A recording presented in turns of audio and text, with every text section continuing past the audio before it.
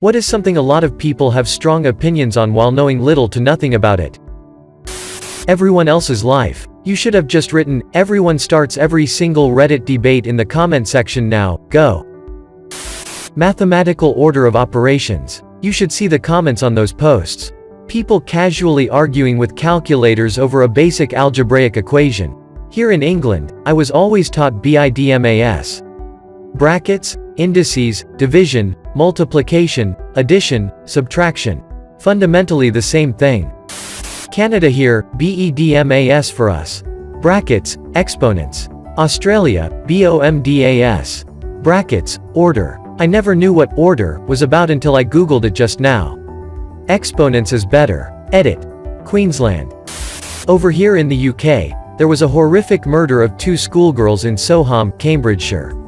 The school caretaker, janitor, was eventually found guilty of the murder, but I can remember this old lady on the radio, seething with anger, saying he shouldn't have a fair trial, because he did it. Based on nothing other than what she read in the newspapers, she'd concluded that he was absolutely guilty. It's frustrating how people's entirely understandable anger at such a horrific crime can make them almost lose their minds. People like that old lady are why we have trials. And people like that old lady can get on juries too, which is even scarier. I know 2 people who were on separate juries where no smoke without fire was an acceptable reason to vote guilty. Also apparently unable to understand there were separate charges on each case, it wasn't just guilty or innocent. Terrifying. I hate the phrase, no smoke without fire, beyond belief. It's just the stupidest argument the majority of time it's used. Terrifying. I hate the phrase, no smoke without fire, beyond belief. It's just the stupidest argument the majority of time it's used. As someone from a country with no juries, Holland, I can't help but wonder who thought it was a good idea to pick random, often under-informed people, and have them play a vital role in criminal cases. Our legal system seems to work fine without them, at least. But then there is the Japanese criminal system without jury, and I would never want to be put on trial there. 99% conviction rate. I remember in Erased, the main character flees from the police and has to go back in time and shit to stop himself from getting convicted of a murder he didn't commit, but he was seen next to the body. I thought it was a really stupid premise because, why not just go to court and absolutely get found not guilty because you weren't even there at the time of the murder and the only thing they have against you is an old woman walked into the room to you standing shocked next to the body. This information changes my perspective on things. He had to go back in time and take a shit to stop himself getting convicted could be a better story. Japan is unique among democratic countries in that confessions are obtained from 95% of all people arrested, and that its courts convict 99.9% of all the suspects brought before them. Holy shit. That is terrifying. Psychological torture, quite often. If I recall, they use extremely long interrogations that can happen at random times of day or night. That couple with a very long detention period, I think it was a month or more, means a lot of people break. Article 1 couldn't find also spoke about their culture and how it would be seen as disrespectful not to admit that you've done it and the social pressure on admitting it so you can then be rehabilitated. High-profile controversies, especially criminal cases/behavior, whether it be in your community or international headlines. They did it. Why?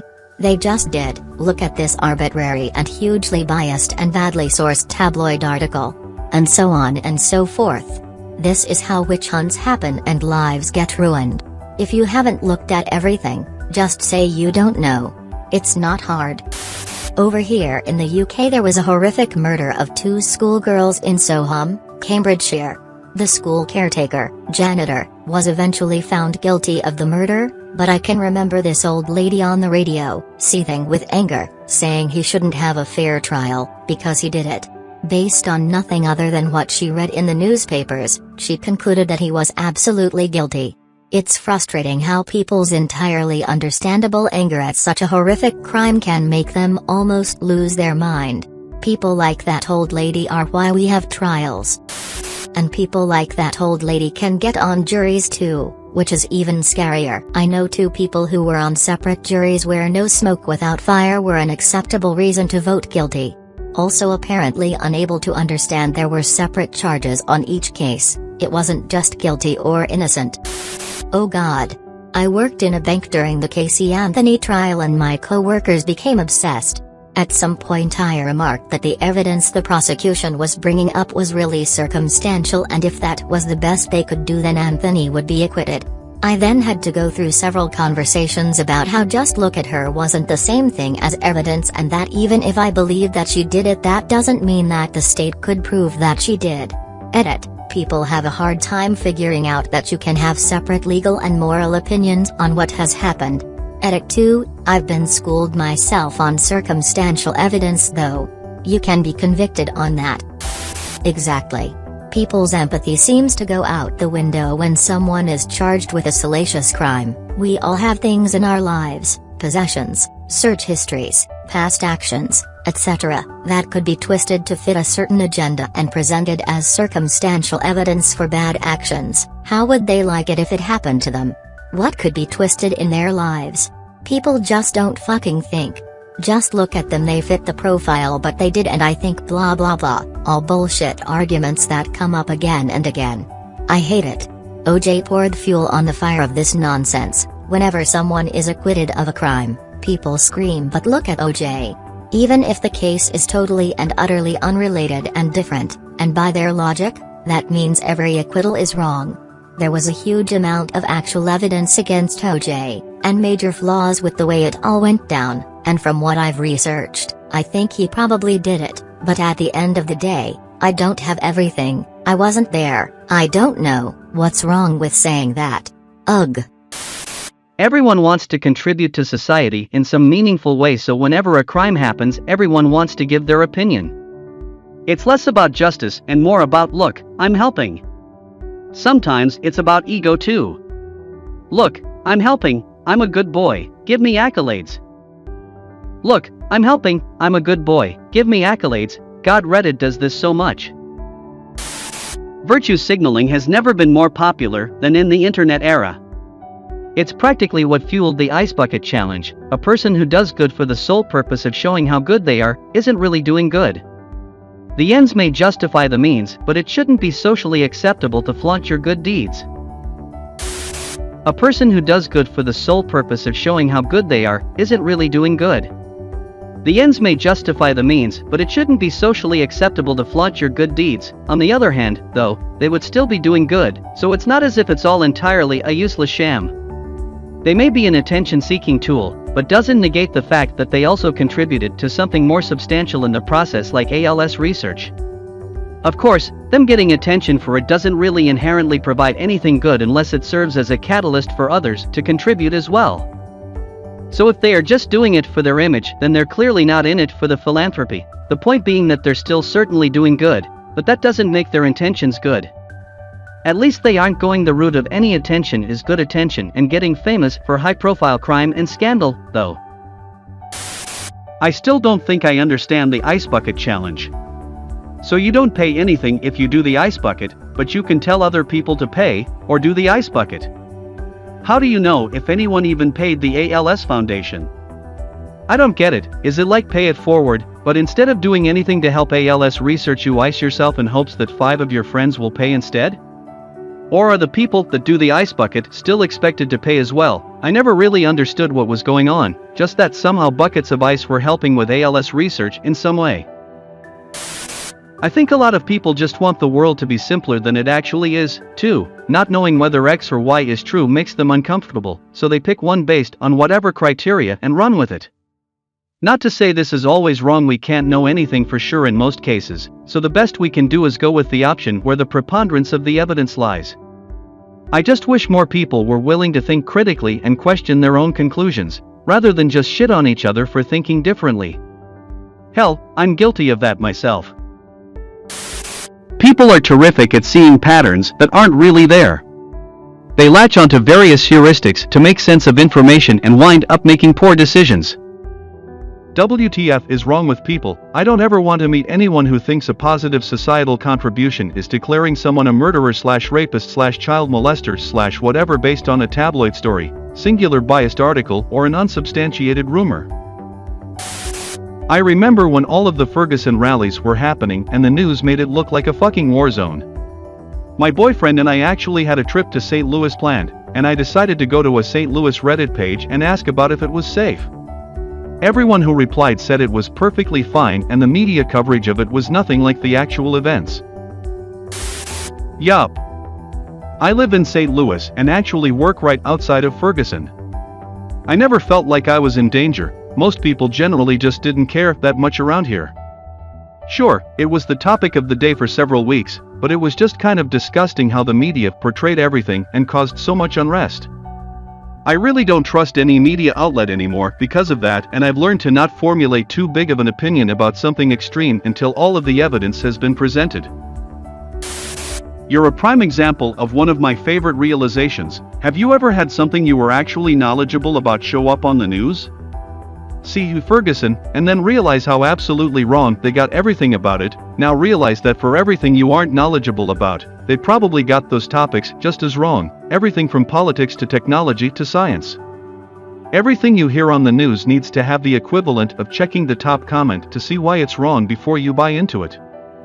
It's in a similar vein to the Food Network.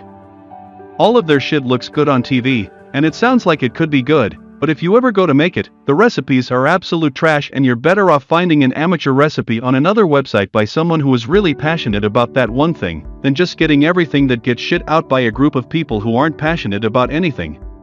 But a DIY post of mine hit the front page last year and I was contacted by numerous media outlets for information. No less than 8 articles were written by as many publications, and maybe 3 of them actually contacted me for personal information, so you can imagine just how awful the other ones were. Even those who contacted me reported incorrectly, even things which I specifically answered or which were written here or Imager. I've been exceedingly wary of every single article I've read since. If they can fuck up something so simple as copy and paste, then why should I assume any sort of due diligence was done in regards to an important news story? In regards to your reference of Ferguson, I also live in St. Louis and /the real Big Lou is spot on. People were losing their goddamn minds when in fact the issues were quite contained and sporadic. Yeah, I had something similar. Me and some friends were horribly treated in a restaurant. We went and wrote a few reviews on Facebook and TripAdvisor, and then got letters from the restaurant stating they were going to sue us. The news outlets here wanted to cover us, and just misspelled names, misquoted our reviews and got heaps of info weirdly wrong. It was strange. I thought their job was to get that shit right. I live in a tiny house and post on the subreddit. Recently a writer from Cracked messaged me about an article. I said no thank you, because I have no interest in the life I thoroughly enjoy being summed up in an article that would most likely be titled, "The 5 Worst Things About Living in a Tiny House." My biology professor docked people a letter grade on their homework if they showed up to one of his lectures wearing one of those copper bracelets with small inserted magnets that were supposedly a cure for various medical ailments. I'm into environmental health and you don't want to hear about what I think about the media and its portrayal of Zika. I mean, chikungunya is by far worse. Who would much prefer having an illness that is suspected at best links to microcephaly in babies of mothers affected at an alarmingly unlikely rate than a disease that you can suffer debilitating joint pains for years afterwards? The evidence supporting the link to microcephaly is not conclusive. There is an alarming bit of evidence against it. The media and those hypersensitive people out there just want to hear of even the remotest chance, then all hell breaks loose. Chikungunya is hell embodied. I've had it 2 years ago and from time to time I get sharp stabbing pains in my joints, especially fingers, hand, and wrists. Love running and football aka soccer, and each time I do that I can barely walk from the pain in my ankles and feet. I use the computer a lot for work, general work, and my side job, web design and hobby of computer programming, and you can't imagine the discomfort that just pops up from time to time. TLDR, media is blowing the Zika scare out of proportion due to suspected links to microcephaly at best. Chikungunya is hell on earth and exponentially worse and affects everybody, male and female, for sure, and not based on suspect anecdotal evidence. Most journalists covering this conflict have zero understanding of the historical context behind it, or worse, don't care. It's also disproportionately covered by the media, who have not only chosen sides, but are at times active participants in inciting violence. This is an easy conflict to cover without the inherent risks of places like Syria, Sudan, or Nigeria. Journos can say they spent time in a war zone, in between happy hour at the American Colony Hotel, before moving on to bloviate about some other part of the world. TLDR, media coverage of the conflict is a joke. I recently, about 6 months ago, released my first program to some users. It's ridiculous how many of them come up with solutions to a bug they found. Example, I had some URL character encoding issue where arguments containing certain characters caused an error in the API. They told me to just copy-paste the stuff I type in there and it works. Why are you doing this internet stuff at all? Yeah, I'll just manually update the database every time someone adds something that contains the letter A. Buttons take a long time. A lot of people are involved in implementing a button. Designer, developer, programmer, architects. They all have to meet together and discuss if it is necessary, then prioritize it with the product manager, and when it is designed and has a function it needs to be tested a lot since it's something every customer could press. Oh, also I forgot customer feedback about it, then bug fixing, and because it is something up front and two customers never complain to the same person, everybody gets asked by everybody about the damn button and no one feels responsible since 12 people created the thing. Straight face, I hate buttons. Economics, especially taxes. I understand some basic concepts, but I have nowhere near enough to knowledge to competently debate how the government spends its money. Edit. I know the government spends our money. You know what I meant when I used it. Also, a lot of people here seem to think that the government doesn't know how economics works, but I am confident that they know a little more than the average person does. Also real estate, because almost everyone either owns or rents. They feel like they're an expert on the housing market. Either their house is immune to the cyclical market or there's going to be another 2008 tomorrow. Now that I'm retired, whenever possible I like to watch the live political announcements from federal, provincial and local politicians. Hearing it firsthand makes such a huge difference. To then hear the spin put on it by news outlets, TV and print, is both disheartening and infuriating. Some message or info that I found of value and worth is usually ignored and instead usurped by some trivial phrase which is repeated and blown out of proportion to capture the viewer or reader's limited attention span. Such a dumbing down, and I wasn't aware of it when I was working and relied on journalists to help me be an informed citizen. Now I know better. I question everything. UST wanted to pipe up that your point of view is really interesting. I have disdain for CNN, CNBC, and Fox for manufacturing interest 24 hours a day as a job function, but I hadn't heard of other journalists having the same disdain. Homeopathy. I know people who swear by it. It cured my kid and my dog, while not actually knowing how it works. Most just conflate it with natural or plant-based medicines. They're shocked when I tell them what it's actually about, mainly the BS that is dilution X 1000, water memory, etc. I've actually had someone tell me off and that she wished I hadn't told her because she was afraid it wouldn't work for her anymore. Dilution X 1000, worse than that. Each sample is diluted 10x at each step. There are lots of steps. In the program I watched some time ago, they said in this sample, there is approximately 1 molecule of the original active ingredient. When we dilute 10x once more, 9 vials will contain no active ingredient at all. Homeopaths take that, or 1 or 2 steps further, and still consider it effective. Only the placebo effect is left. Edit, word. They think water molecules have a memory of the substance. It doesn't, obviously. So not having any of the original material is not a problem in their minds. Also, the original material is usually a thing that causes the problems being experienced, like arsenic or some other poison. They think of it like a vaccine. That's the hell of it. The method of weaken something dangerous, expose the body to it, no more problems, actually does work for viruses, but there's a very specific mechanism at play there that doesn't come into it with homeopathy. Another irony is that homeopathic medicine was one of the first attempts to bring empiricism to Western medicine, in that practitioners would make careful notes of what substances caused what symptoms so they could be used as a treatment in dilute quantities. They didn't do it very well, of course. They didn't use controls or other important methods. They also had a better track record for patient mortality early on, because traditional medicine at the time was still all about humors. So regular doctors often made a situation worse, while homeopaths did nothing to the patient at all and got better outcomes.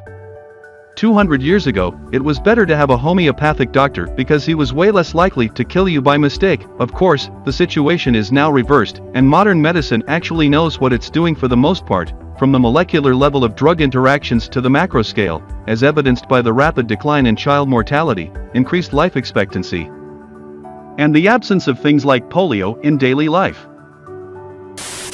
Conversely, I hate when people associate well-studied herbs with homeopathy or demonize them because of the tendency for shady companies to not put what's listed on the bottle. Many of them have been proven effective in clinical trials, and you can find pretty lengthy resources on which ones do and don't do anything on www.examine.com. Examples include boswellia for arthritis, andrographis for ulcerative colitis, kava for anxiety, etc. The issue is with blind misuse and taking unstudied herbs in unstudied doses in lieu of seeing a doctor. Edit. I think this is the first time I didn't get downvoted for this statement.